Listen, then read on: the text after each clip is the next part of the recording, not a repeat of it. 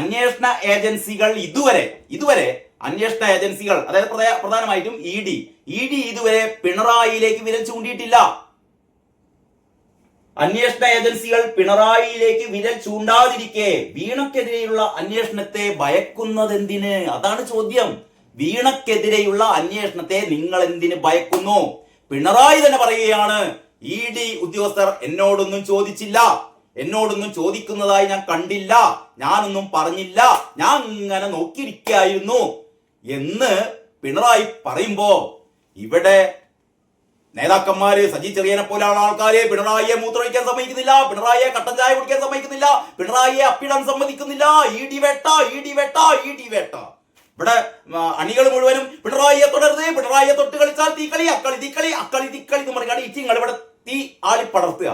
അപ്പോഴാണ് കാരണഭൂതം പറയുന്നത്, എന്നോടൊന്നും ചോദിച്ചിട്ടില്ല, ഞാനൊന്നും പറഞ്ഞിട്ടില്ല, ഞാൻ ഇങ്ങനെ ഒരു ഭാഗത്ത് ഇങ്ങനെ ഇരിക്കുകയായിരുന്നു. എന്തിനാടോ അന്തംഗമികളെ പിന്നെ ഇമ്മാര് തോന്നിയാസൊക്കെ കളിച്ചത്? വീണനെ രക്ഷിക്കാനോ? വീണ നിങ്ങളെ പാർട്ടിക്കാരിയാണോ? വീണയും CPM തമ്മിൽ എന്താ ബന്ധം?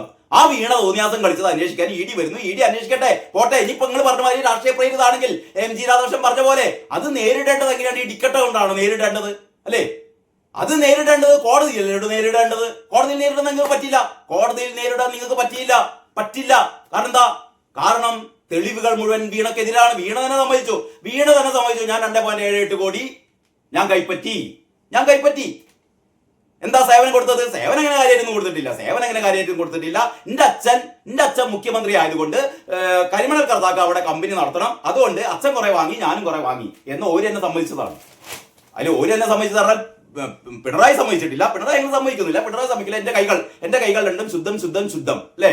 നേതാവിന്റെ മകൾക്കെതിരെയുള്ള ഈ ഇ ഡി അന്വേഷണം രാഷ്ട്രീയ പ്രേരിതമാണ് എന്നാണല്ലോ നിങ്ങൾ പറയുന്നത്. അങ്ങനെ ആണെങ്കിൽ പോലും ചെയ്യേണ്ടത് ഇഷ്ടിക കൊണ്ട് കാറടിച്ചു പൊട്ടിക്കലല്ല, അതിനുള്ളിലുള്ള ഉദ്യോഗസ്ഥന്മാരെ ആക്രമിക്കലല്ല, ചീമുട്ട എറിയലല്ല, ഇൻഗ്ലാബ് സിന്ദാബാദ് വിളിക്കലല്ല. അതിന് പകരം എന്താ ചെയ്യേണ്ടത്? ഇതിനെ നിയമപരമായും രാഷ്ട്രീയപരമായും നേരിടുക എന്നുള്ളതാണ് എന്നാണ് MG രാധാകൃഷ്ണൻ പറയുന്നത്. ആക്രോശത്തിലൂടെയും അക്രമത്തിലൂടെയും അത് നേരിടുന്നതിനെ വിനാശകാലേ വിപരീത ബുദ്ധി എന്നേ പറയാനുള്ളൂ എന്ന് ആര് പറയുന്നു? MG രാധാകൃഷ്ണൻ പറയുന്നു. MG രാധാകൃഷ്ണന്റെ ഈ കാര്യങ്ങൾ മുഴുവനായിട്ട് ഞാൻ മറ്റൊരു വീഡിയോയിൽ പറയുന്നുണ്ട്. മാത്രമല്ല നമ്മുടെ ന്യായീകരണ തൊഴിലാളി കെ അനിൽകുമാർ ഉണ്ടല്ലോ, അഡ്വക്കേറ്റ് കെ അനിൽകുമാർ രാധാകൃഷ്ണനെ വിമർശിച്ചിട്ടുണ്ട്. രാധാകൃഷ്ണൻ അങ്ങനെയൊന്നും പറയാൻ പാടില്ല, കാരണഭൂതത്തിന്റെ മോളാണ്, കാരണഭൂതത്തിന്റെ മോളെ കുറിച്ച് അങ്ങനെയൊന്നും പറയാൻ പാടില്ല എന്നൊക്കെ പറഞ്ഞിട്ട് അയാളുടെ കുറെ വിഡിത്തങ്ങളുണ്ട്. അതുകൂടി കേട്ടാലേ അതിന്റെ ഒരു എന്താ പറയാ, ഇതിന്റെ ഒരു രസം നമുക്ക് കിട്ടും. അത് മറ്റൊരു വീഡിയോയിൽ ഞാൻ പറയാം കേട്ടോ. രാധാകൃഷ്ണൻ ആരാണെന്നറിയാലോ? ഇന്ത്യയിലെ തന്നെ പ്രമുഖ മാധ്യമ പ്രവർത്തകനാണ് MG രാധാകൃഷ്ണൻ. മാത്രമല്ല പി ഗോവിന്ദപ്പിള്ളയുടെ പിജിയുടെ മകൻ കൂടിയാണ് ഇദ്ദേഹം കേട്ടോ. CPMന്റെ സമുന്നത നേതാവും ബുദ്ധിജീവിയുമൊക്കെയായ സൈദ്ധാന്തികനുമായ പി ഗോവിന്ദപ്പിള്ളയുടെ മകനായ MG രാധാകൃഷ്ണൻ എഴുതുകയാണ്, ഇനിയും ജനരോഷം വിളിച്ചു വരുത്തണോ? CPMനോട് ചോദിക്കുകയാണ്, ഇനിയും ജനരോഷം വിളിച്ചു വരുത്തണോ? ഒന്ന് തോറ്റത് കൊണ്ടും പഠിച്ചില്ലേ സഖാക്കളെ? ഇനിയും ജനരോഷം വിളിച്ചു വരുത്തണോ എന്നാണ് ആര് ചോദിക്കുന്നത്? MG രാധാകൃഷ്ണൻ ചോദിക്കുന്നത്. അതായത് സ്വയം വരുത്തിയ വലിയ പിഴകൾ തിരുത്തുകയും ജനങ്ങളുടെ യഥാർത്ഥ പ്രശ്നങ്ങൾ ഉയർത്തുകയും പുതിയ സർക്കാരിൽ നിന്നുണ്ടാകാനിടയുള്ള തെറ്റുകൾക്കെതിരെ പോരാടുകയും മാത്രമാണ് ഇടതുപക്ഷത്തിന്റെ പുനരുജ്ജീവനത്തിന് ഏകമരുന്ന്. അനൽപമായ ജനരോഷത്തിന് കാരണമായ തങ്ങളുടെ മുഖവും മട്ടും മാറിയെന്ന് ഇനിയും CPM തെളിയിച്ചിട്ടില്ല. ചരിത്രപരമായ പരാജയത്തിന്റെ പ്രധാന കാരണഭൂതനായ മുൻ മുഖ്യമന്ത്രിയെ തന്നെ പ്രതിപക്ഷ നേതാവായി തിരഞ്ഞെടുത്ത സംസ്ഥാന നേതൃത്വത്തിനെതിരെ പോളിറ്റ് ബ്യൂറോയിലും ജില്ലാ കമ്മിറ്റികളിലും ശബ്ദമുയർന്നു എന്നത് മാത്രമാണ് ആകെയുള്ള ഒരു ആശ്വാസം എന്ന് കൂടി അദ്ദേഹം പറയുന്നു. ഈ സാഹചര്യത്തിൽ നേതാവിന്റെ മകളുടെ പേരിൽ ഉയർന്ന അഴിമതി കേസിന്റെ ഭാഗമായുള്ള ഇ ഡി നടപടികളെ അവ തികച്ചും രാഷ്ട്രീയ പ്രേരിതമാണെങ്കിൽ കൂടി നിയമപ്രകാരവും രാഷ്ട്രീയവുമായി ചെറുക്കുക മാത്രമേ നേതാവിനും പാർട്ടിക്കും ഗുണകരമാകൂ. കേട്ടോ അന്തകമ്മികളെ, 25 പേർ ജീവിതകാലം മുഴുവൻ അനുഭവിക്കാൻ പോകുകയാണ്. എന്തിനു വേണ്ടി സഖാക്കൾ പരസ്പരം ചർച്ച ചെയ്യട്ടോ, എന്തിനു വേണ്ടിയിട്ടാണെന്ന്?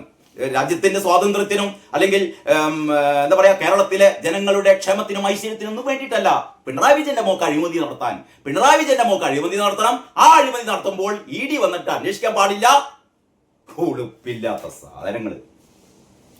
ഇനി അന്വേഷണം SITക്ക് കൈമാറിയേക്കും. ഇ ഡി ഉദ്യോഗസ്ഥർ ആക്രമണത്തിനിരയായ കേസ് പ്രത്യേക അന്വേഷണ സംഘത്തെ ഏൽപ്പിക്കുന്നത് സർക്കാരിന്റെ പരിഗണനയിൽ. പഴുതടച്ച അന്വേഷണം ഉറപ്പാക്കുകയാണ് ലക്ഷ്യം. സംഭവത്തിൽ കേന്ദ്ര സർക്കാർ ഇടപെടാനുള്ള സാധ്യത കൂടി മുന്നിൽ കണ്ടാണിത്. ബംഗാളിൽ മുമ്പ് ഇ ഡി ഉദ്യോഗസ്ഥർ ആക്രമണത്തിനിരയായ സംഭവം ആരന്വേഷിച്ചത്?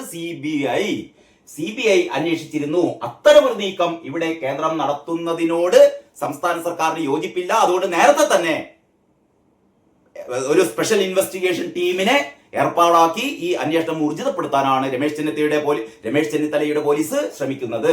ഇ ഡി ഉദ്യോഗസ്ഥരെ ആക്രമിച്ച സംഭവത്തിൽ കോടതി ആസൂത്രിതം, അപൂർവം, കോടതി പറയാണ് ആസൂത്രിതമായ ആക്രമണമാണ്. പ്രതികളുടെ ജാമ്യാപേക്ഷ തള്ളി. ഔദ്യോഗിക കൃത്യനിർവഹണത്തിനിടെ പ്രകോപനമില്ലാതെ എൻഫോഴ്സ്മെന്റ് ഡയറക്ടറേറ്റ് ഉദ്യോഗസ്ഥരെ ആക്രമിച്ചത് സമൂഹത്തിൽ വലിയ സ്വാധീനമുണ്ടാക്കിയ അപൂർവ കേസായി കണക്കാക്കുന്നു എന്ന് കോടതി. ഈ നിരീക്ഷണത്തോടെ ഇ ഡി ഉദ്യോഗസ്ഥരെ ആക്രമിച്ച കേസിലെ ആദ്യ 5 പ്രതികളും CPM പ്രവർത്തകരുമായ നിതിൻ രാജ്, മനോജ്, ജീവൻ, ഷാഹിൽ, ശ്രീജിത്ത് എന്നിവരുടെ ജാമ്യാപേക്ഷ തിരുവനന്തപുരം ഫസ്റ്റ് ക്ലാസ് മജിസ്ട്രേറ്റ് കോടതി തള്ളി. അന്തംഗമ്മികളെ, മുഖ്യമന്ത്രിയുടെ മോളെ രക്ഷിക്കാൻ പോയിട്ട് അവസാനം കോഞ്ഞാട്ടിയായില്ലേ. നിങ്ങൾ പുറലോകം കാണില്ല. അമ്മാതിരി കേസാണ് എടുത്തു കേട്ടോ. ആക്രമണം ഭരണകൂടത്തിനെതിരായ കുറ്റകൃത്യമാണ് എന്ന് കണക്കാക്കിയ കോടതി കേട്ടോ. ആക്രമണം ഭരണകൂടത്തിനെതിരായ കുറ്റകൃത്യമാണ് എന്ന് കണക്കാക്കിയ കോടതി ഉത്തരവിൽ പറയുന്നത് ഇങ്ങനെയാണ്: വധശ്രമത്തിനുള്ള നീക്കം പ്രതികളുടെ പ്രവൃത്തിയിൽ നിന്ന് വ്യക്തമാകും. ആക്രമണം പെട്ടെന്നുണ്ടായ ഒന്നായി കാണാനാകില്ല. IPBന് വീട്ടിൽ നിന്നാണ് ചീമുട്ട കൊണ്ടുവന്നത് എന്ന് പറഞ്ഞാൽ നേരത്തെ പാർട്ടി പറഞ്ഞിരുന്നു ഇ ഡി വന്നു കഴിഞ്ഞാൽ ചീമുട്ട എടുത്ത് എറിയണം, ഇഷ്ടിക കൊണ്ട് കാറ് തച്ചു പൊട്ടിക്കണം, അതിന്റെ ഉള്ളിലുള്ള ഇ ഡി ഉദ്യോഗസ്ഥന്മാരെ ആക്രമിക്കണം, പറ്റുമെങ്കിൽ കൊല്ലണം. ഇതായിരുന്നു CPMന്റെ നിർദ്ദേശം. പറയുകയാണ് കോടതി വധശ്രമത്തിനാണ് കേസെടുത്തത്. വ്യക്തിപരമായ കലഹമല്ല. പിന്നെന്താണ്? ആസൂത്രിതമായ രാഷ്ട്രീയ ആക്രമണമാണ്. മറ്റൊന്ന്, 6 പേർ കൂടി അറസ്റ്റിൽ. പ്രതിപക്ഷ നേതാവ് പിണറായി വിജയന്റെ വസതിയിൽ റെയ്ഡ് നടത്തി മടങ്ങുകയായിരുന്ന ഇ ഡി ഉദ്യോഗസ്ഥരെ ആക്രമിക്കുകയും വാഹനങ്ങൾ തകർക്കുകയും ചെയ്ത കേസിൽ 6 പേരെ കൂടി മ്യൂസിയം പോലീസ് അറസ്റ്റ് ചെയ്തു. ഇതോടെ കേസിൽ റിമാൻഡിലായ പ്രതികളുടെ എണ്ണം 25 ആയിട്ടോ.